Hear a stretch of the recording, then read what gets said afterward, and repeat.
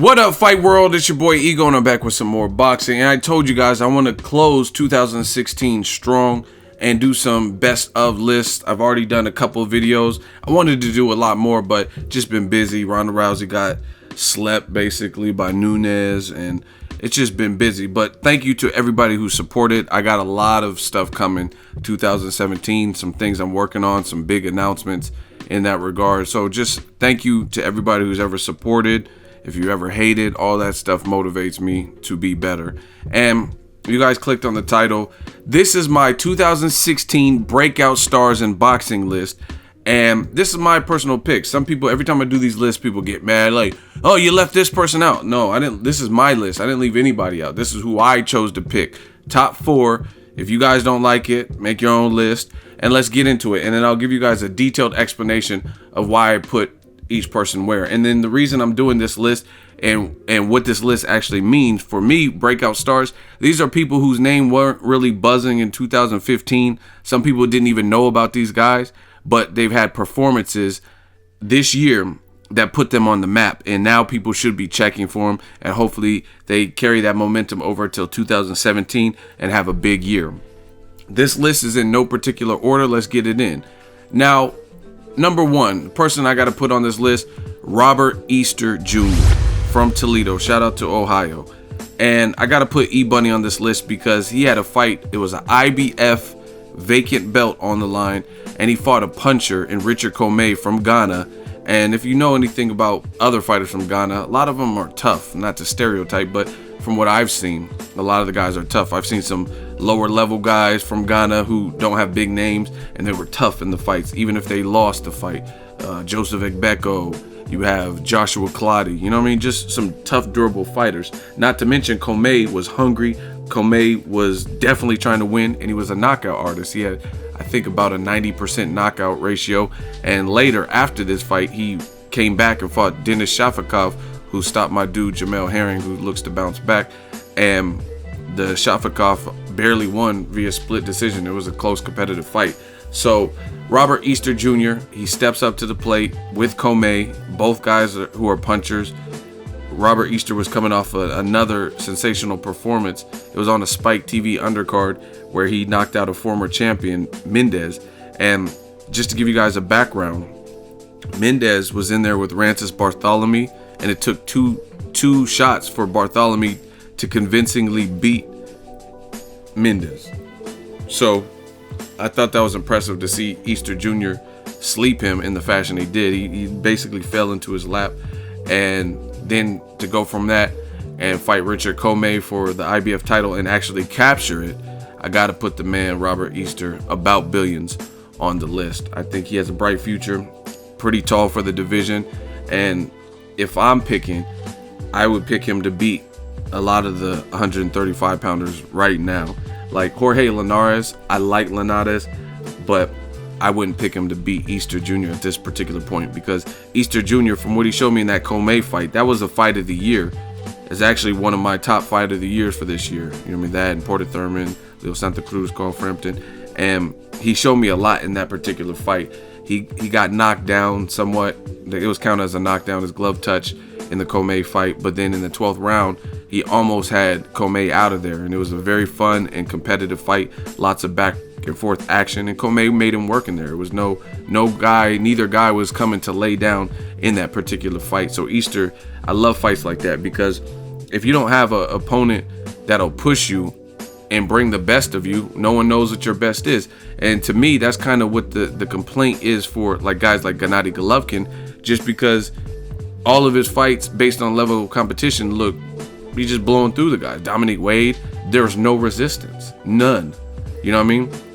And if no one can trouble you, I don't think there's a fighter that's built that nobody can trouble you or give you problems. It's a matter of finding those people, and or those people may not be in your division at the same time or something like that. But with Comey and Easter, we got to see the best of both fighters. Both fighters showed durability. We're trying to change, and we're dealing with each other's power and trying to adapt to win the fight. So I got to put Easter Jr. on. He's fighting again in February. I'm checking for that particular fight. It's going to be on Bounce TV. It's an About Billions card. I believe Jamel Herring makes his comeback. Rasheed Warren makes the title defense. And then also you have Easter Jr. making the title defense. About Billions, got to put the man Robert Easter on. He just looked real good.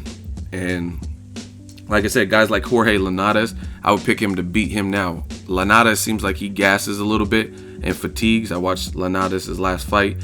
He also seems like a guy who struggles with constant pressure, guys that are like too much for him. When Linares is boxing, he boxes beautiful, like his movement and the way he throws his combinations and stuff like that. So when he's on, he's on. But I think a guy with the height of Easter Jr.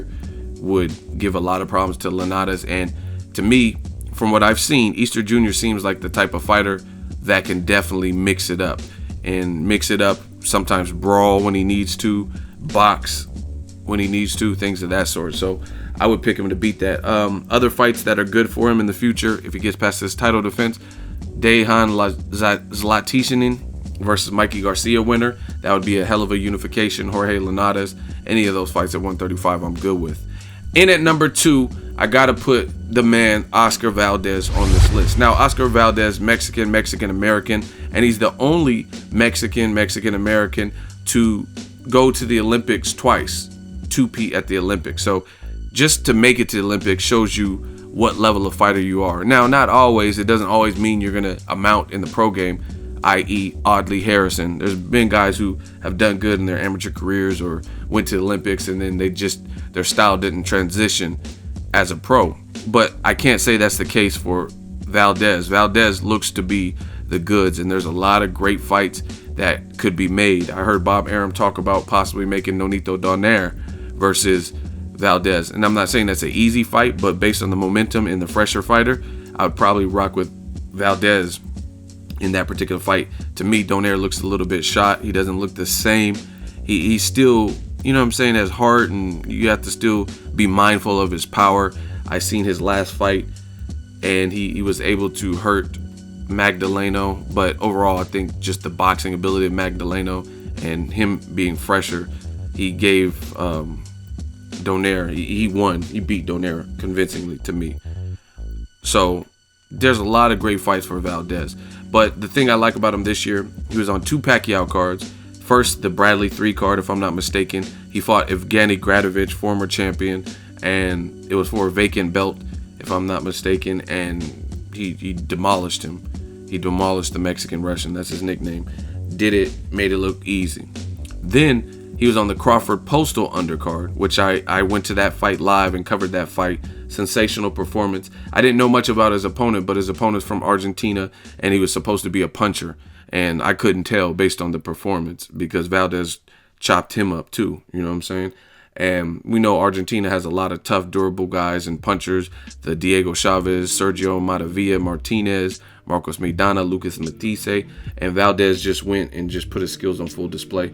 And then Valdez also fought on the Pacquiao Vargas card, and I believe got a stoppage on that card too. So I'm really checking for Valdez, and he became a champion this year, and I think he's going to carry on some good momentum and hopefully get a big name in 2017. But I really like what I've seen from Oscar Valdez. He seems like a humble kid, and he seems like a worker in the gym. You know what I mean? He seems kind of follows me on Instagram. We follow each other and whatnot. Seems like a worker. Like he dedicates himself. He's always in shape and he's putting in the work, and that's where it all starts in the gym. So I got to put the man Oscar Valdez on my 2016 Breakout Stars list. He became a champion and he showed his skills. So in at number 3, Errol the Truth Spence Jr. Now, some of you guys knew about him. He's kind of like a cult classic, but I think this was really his year where he really lived up to some of the tall tales about him. Like we've heard, yes, Floyd Mayweather vouched for him and say, oh, this kid's the truth. We heard rumors that he knocked out Broner in sparring, which Freddie Roach corroborates. We heard that he gave Floyd Mayweather a black eye, but we weren't there to see none of that. You know what I mean? Most of us, unless you're Freddie Roach or somebody. But most of us, Barry Hunter and you know what I mean, a couple other people may have seen it, but we didn't get to see that. We didn't get to see what happened. We just seen Floyd with a black eye. We just heard that Broner got knocked out, or heard or started crying or whatever the situation was. So we don't know that. But this year, Errol Spence Jr., he was on 2 PBC cards, and he got to show you what is to come. You know what I mean? Obviously, he still has to step up and face the Kell Brooks of the world, and he's trying to get that fight. He's trying to chase him down. Shout out to my dude Errol Spence Jr. Was able to interview him live earlier this year. He just sounds hungry. I mean, he said then, I want to fight the winner of Kell Brook and Jesse Vargas, because that was in talks at the time. He says for the unification. He said Danny Garcia, Keith Thurman, Porter winner. So he's game. He wants to fight whoever. He's ready for whoever's out there. And I really like that man down only, or you know what I mean, that man down mentality that he has. He looks hungry. But as far as what he's done this year, why I put him on the breakout list is because he had 2 guys that were supposed to be barometer tests, and he destroyed them better than the other notable names that they had fought. First, it was Chris Algieri. Fought him on Spike TV or PBC or whatever it was, NBC, and he fought him, main evented that. And I think he fought him in New York, where Chris Algieri is from. Chris Algieri, a proven, in shape, nutritionist, former kickboxer, now boxer, somebody who takes it serious, can box a bit. And he went out there and made it super one-sided. A lot of people thought Chris Algieri was going to outbox him. Interviewed Chris Algieri earlier this year, and he was basically saying, I don't see why this guy's getting so much praise. I haven't really seen much from him, but I'm sure he knows who he is now, you know what I mean? And got to see how good he was because he was in the ring with him. Knocked him down a couple times and then stopped him violently. And Manny Pacquiao, who is considered the fighter of the decade, he has a gang of experience, a lot more pro level experience, high level experience than Errol Spence Jr. He knocked him down to six times total, even though I dispute some of those. I think some of them weren't really true knockdowns. But, I mean, nonetheless, he caught Chris Algieri and knocked him down multiple times, but he was never able to pull the trigger and be the finisher that he once was and stop Chris Algieri. Same thing with Ruslan Provodnikov. Ruslan Provodnikov made people quit, like Mike Alvarado, and he's had stoppages before, and he couldn't. Ruslan hurt him bad in the first 2 rounds, shut his eye, and Chris Algieri went on to outbox him and win a split decision. And he wasn't another puncher, a relentless puncher who had Timothy Bradley badly hurt at 147. He wasn't able to do away with Chris Algieri at 140, and we know he's a power puncher. And that was a few fights ago before he lost to like Lucas Matisse and John Molina and stuff. So that was a few Ruslans ago, and he couldn't stop him. Amir Khan, silver medalist, got buckled in the first round. Chris Algieri's first fight at the full welterweight on Spike TV, and Amir Khan's getting hurt by him. And some people even argue that Amir Khan lost that fight and Chris Algieri should have won. I think I had Amir Khan winning, but it was no easy chore. It definitely didn't look like Amir Khan versus Devin Alexander, right? And it was a tough fight for him. And then he gets in there with Errol Spence Jr., and it's like he just gets chopped up, garlic butter, mincemeat. So that was one statement fight where Amir Khan, Pacquiao, and Ruslan Provodnikov, among others like Emmanuel Taylor and stuff, they weren't able to stop Chris Algieri, but Errol Spence did. Same thing with Leonard Bundu. He's an Italian Olympian. You got to give credit to that. And you look at the fight with Keith Thurman, and then you look at the Errol Spence Jr. fight. Keith Thurman, a known puncher, one time Mr. KOs for life, couldn't stop Bundu. In fact, if you look at post-fight, Keith Thurman's face was pretty tattered up by Leonard Bundu, which was kind of surprising to me because Bundu got hurt in the first round. And then I thought it was a bad game plan by Keith Thurman because I thought he should have overwhelmed him and made it a short night, or at least tried to, because you had the man badly hurt. But for whatever reason, Keith Thurman, I think he was coming off an injury or something, but no excuses. You signed up and you said you were ready to fight. And he ended up boxing Bundu. And Bundu, he let Bundu back into the fight. Not in the sense of Bundu was winning the rounds, but obviously he did enough to tattoo Keith Thurman's face up a little bit. And just, it was actually probably one of my least favorite Keith Thurman performances. Like, Keith Thurman has some great wins.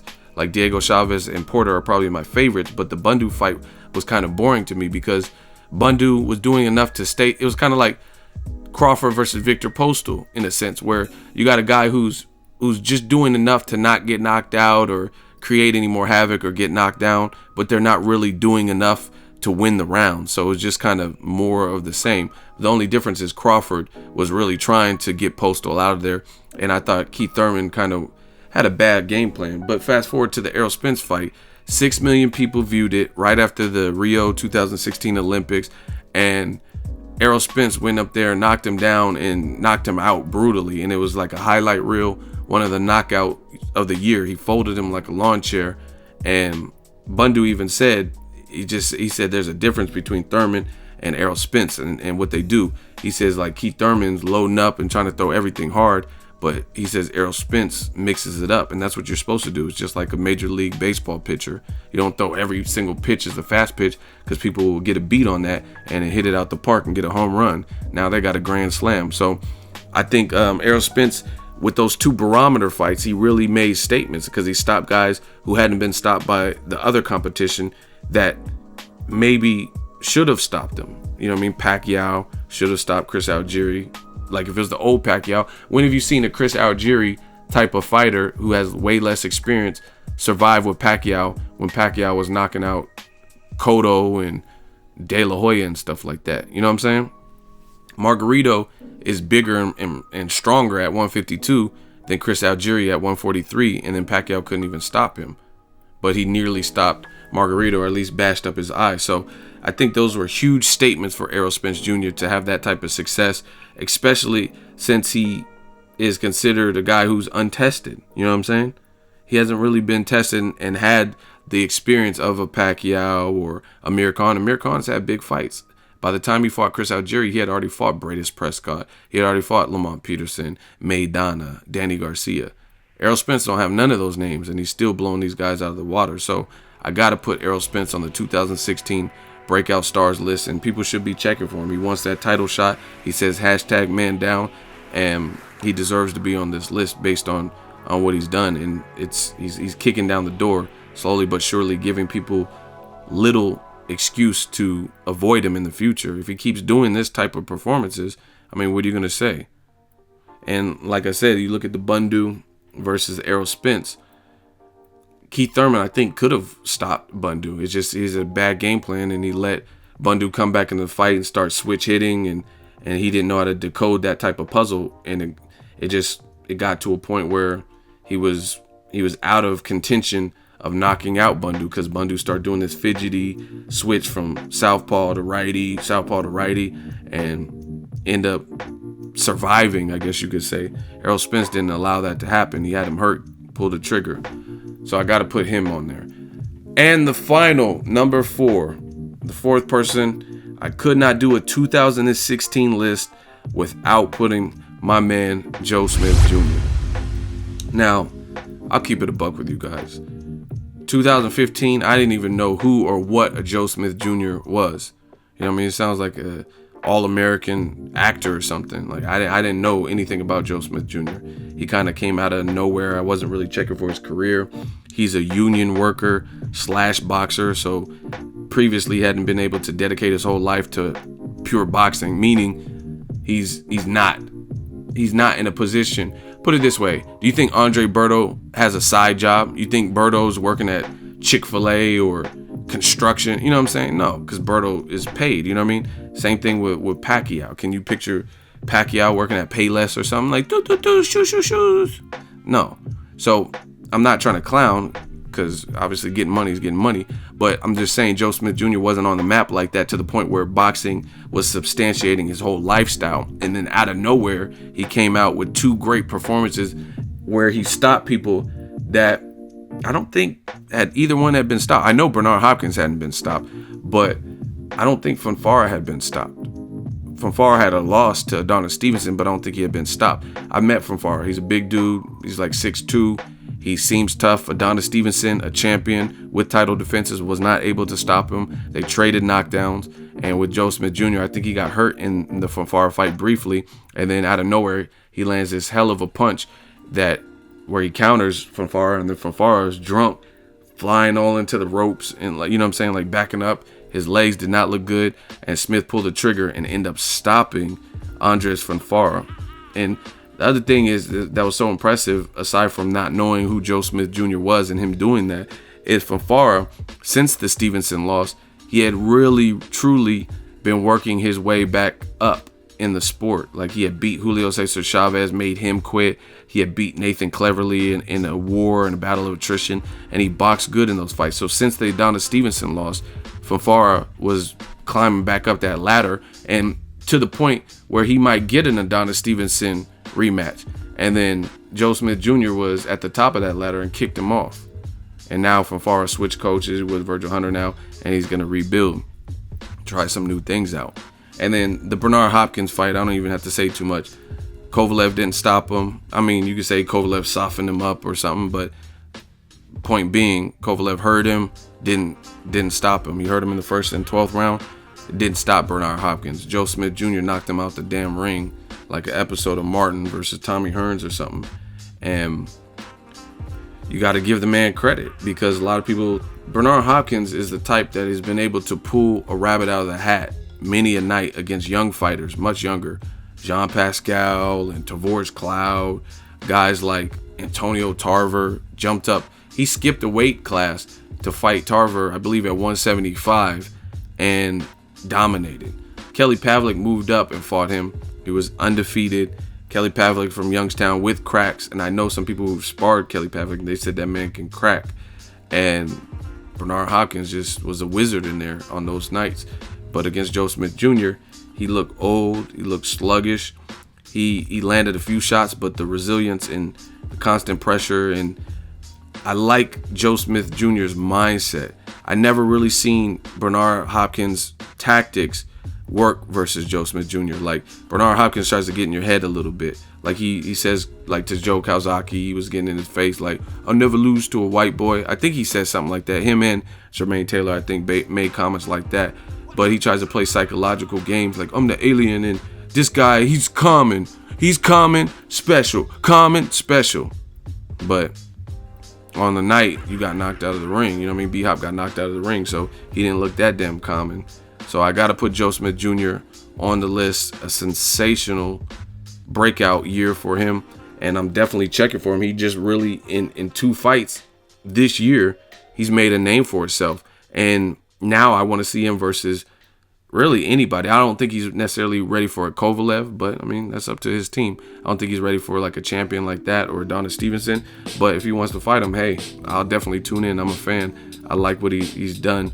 And I think there's a lot of good fights for him. Pascal, Sullivan Barrera, anything like that, I would definitely be up for. If he wants to fight a better Biev who's looking like a monster. So I got to put Joe Smith Jr. on there. I like his attitude. He clearly got cracks and dynamite in them gloves. And he pulled 2 upsets. So you got to put him on the 2016 breakout list. Nobody was checking for Joe. Do me a favor.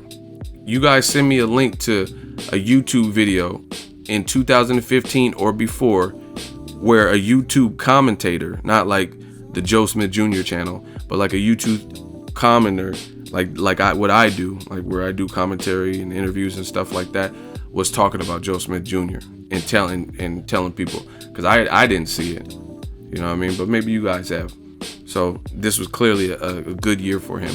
And that concludes the 2016 top 4 breakout stars, in my opinion. Obviously, there are a lot of great stars. It's very hard to pick. For honorable mention, I do have a couple of names that I'm checking for, and hopefully they have a good 2017, and I'm just going to read them off.